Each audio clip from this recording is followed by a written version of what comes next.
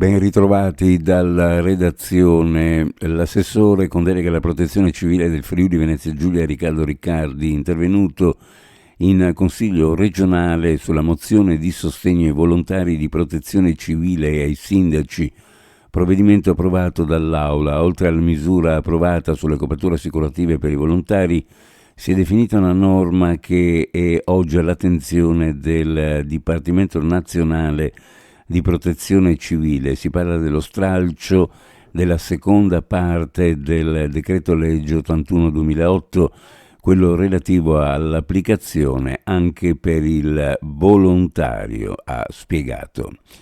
All'interno della programmazione degli interventi 2025 del servizio viabilità delle DR di Pordenone è previsto un intervento di riqualificazione stradale e asfaltatura lungo la strada provinciale 1 della Val d'Arzino nei comuni di Chionse e Pravisdomini per un importo stimato dei lavori di 960.000 euro. Questa somma rientra tra quelle già a bilancio delle DR di Pordenone per 2 milioni di euro e destinate ad eseguire asfaltature strategiche. Lo ha riferito in aula l'assessore regionale alle infrastrutture e territorio Cristina Almirante, rispondendo a un'interrogazione su questo argomento.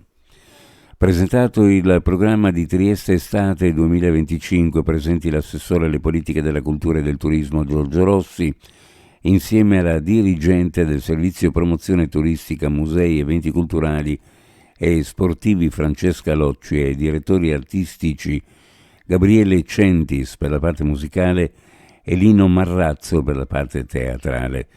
Trieste Estate 2025, così Rossi, rappresenta un punto di riferimento importante non solo per i turisti ma anche per i triestini, ed è ormai da circa 10 anni che si lavora per migliorare continuamente questa rassegna, cercando di offrire un'esperienza sempre più ricca e accessibile a tutti.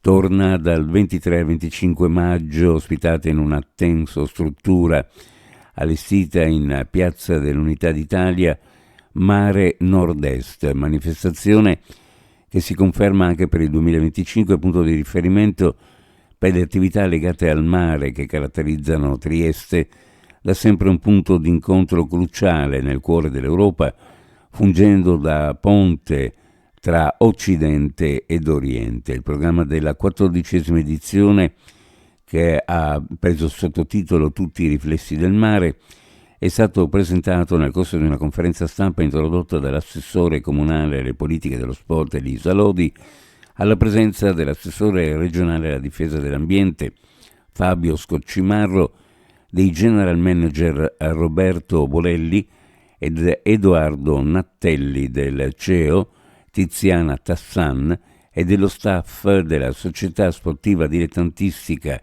Mare Nord-Est, nonché di numerose realtà e associazioni coinvolte nella manifestazione.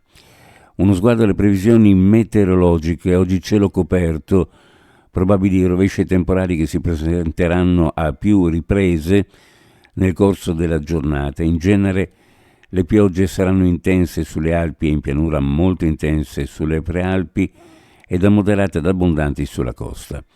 Localmente è possibile qualche rovescio temporale più forte, su bassa pianura e costa scirocco sostenuto, moderato in pianura. In quota vento moderato da sud, anche sostenuto sulle prealpi. Per quanto riguarda le temperature minime in pianura, fra 14 e 16, sulla costa fra 16 e 18 gradi, le massime ovunque fra 19 e 21 gradi centigradi. Previsioni a cura di ARPA e FVG Meteo. Ed è tutto per il momento con l'informazione, grazie per averci seguito, a più tardi.